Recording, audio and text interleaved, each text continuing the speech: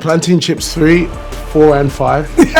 And then if we're bad, you know, we get the full plantain with the jollof as well. You get, so we just do the whole, all the characters. This is, you know, you're, okay. So you know what I'm doing. You're building now. You know I see it. I've got you.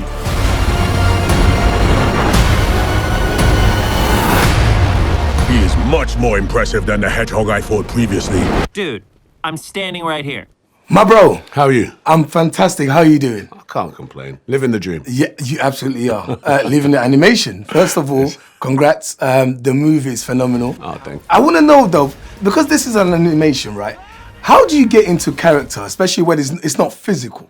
Well, the script obviously leads the way, Yeah. right? But then, you know, imagine you're in a booth, you got the headphones, they usually show you a little bit of the animatronics before it's finished. Right. And then the director's usually in the room or he's on a Zoom and you just get into character. The good news is like, you know, you're consistent, you know, so the character from the TV shows, the character from film 2, same characters in 3, different scenario. So usually, you know, it's a bit of a warm up for the voice because I'm really down here sometimes, you know, and then doing that. I was wondering about the voice because that was the inspiration. Because the thing is, as I'm hearing Knuckles speaking, I'm imagining Idris. It is my destiny to claim the throne of family champion, Hedgehog. Cute. Is there someone in your life, or did you go to a specific space to maybe get that voice? Because it's bang on and so consistent. It's weird because, you know, at first we didn't know what Knuckles sounded like, Right. he would sound like. It felt obvious to have a deep voice, but I tried different things. I tried like a squeaky voice, like Knuckles. Yeah, I can't see it. You don't see it? No. Did you try any no, other? we didn't see it either. Maybe a strong East London one might have been. Why down here? Like, but How about an East London gangster? Knuckles. Yeah, no, they didn't go for that either. We don't want to fight you. Actually, Sonic, I would like to fight. Not now. But do you remember the boxer Frank Bruno? Yes. He had an amazing deep resonance, and he was quite. And the love. Yeah. He was in there somewhere. So shout out to Frank. Plus the Knuckles thing, you know what I mean? That makes sense. And the thing is, even talking about that, just the need for there to be more diverse voices in a film like Sonic as well. You know, that must be quite pleasing as well. You've played a role in that. Yeah, I mean, definitely. Look, I've done quite a bit of, you know, voice work, and it's always great if you can bring, you know, the natural cultural tendencies of our voices, our languages into stuff. Doesn't happen often, but Knuckles is very much like, he's a warrior. Yeah. You know, and the accent, I don't know where the accent is from anyway. All right then, enough! Knuckles, no! Let us talk with our fists!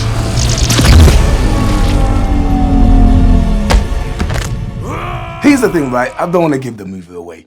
Please don't. I'll get fired. Absolutely. We'll probably both get fired. But there was a moment where one of the characters has been frozen for a long time, right? And of course, then they eventually break out of that. But what would you bring back that's been maybe, you know, something that we got rid of a long time ago and disappeared, if you had to bring something back? In your life, in life in general, pop culture, whatever. I played a character in Hobbs and Shaw called Brixton Law. He wore a leather suit, he had a bike that did Transformer stuff, he could see stuff, he could run fast, he could catch bullets. I like him. I bring him back. So you bring him back? Yeah. It's something to consider. Yeah, Brixton Law. Tom, Maddie, we need your help on a super... Knuckles, do you mind? Oh, excuse me. Tom, Maddie, we need your help on a super dangerous top secret mission. Throughout the film, there's a theme. And one of the themes that came up, which was really touching, is that never judge a book by its color. And there's a particular character in there where, you know, we judge them by their dark attitude. But sometimes we just need a bit of love. Just a conversation. That's true, right? actually. So like, I'm not going to say open up. This is not a therapy session. But just in general, if you had to advise people out there like that, maybe are seen a little bit different to everybody else, you know, how do you stand tall amongst those barriers? I think, you know, again, not a therapy session. Yeah. And if it was, I'm not paying you. But I think it's about, you know, accepting, first of all, that if you're different, you know, in life, if you're a little bit different from anyone else, that is okay. Yeah. Because it's the differences between us that make us one, right? It's like, okay, you're not the same as me. I'm going to learn from you. You taught me about plantain chips. I taught you about plantain chips 3. And now we've got a memory together. And if I just block you off from the beginning because I don't know how you look or I don't understand your language, you're never going to learn. You're going to end up isolating. So it's okay to embrace that you're a little different. It's okay for people to embrace that these people, people are differences.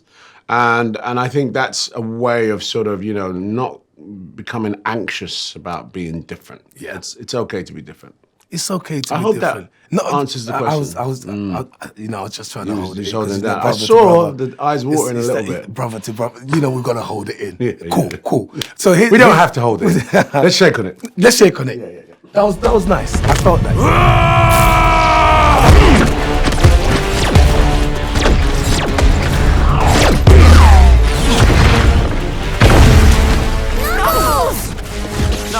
Knuckles, you okay? No, not really.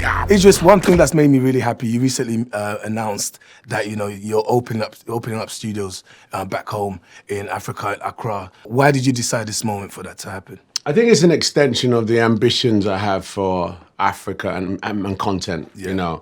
MTV Africa's done incredibly well for doing that same thing. And at some point in the cycle of MTV Africa, someone had to have the idea.